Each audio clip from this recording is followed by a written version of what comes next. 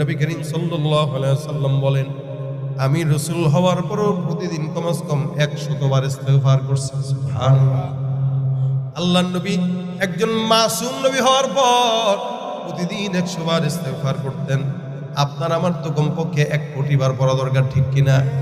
আমরা নবীর নামের জিকির করি না, আল্লাহর নামের জিকির করি না, ইস্তেগফারও করি না। সারাদিন জবানের মধ্যে নেতা নেতা নেতা, যারে নেতা বানায়া এতদিন পূজা করছেন, এতদিন পাও চাটছে, নেতা যাওয়ার সময় কইলাও যায় নাই, নিয়েও যায় না।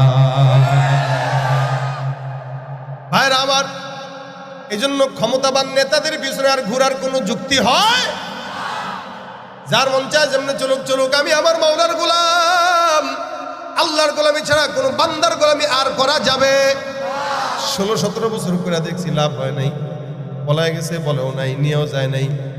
এ মুসলমান, সুতরাং একদল পলাইছে।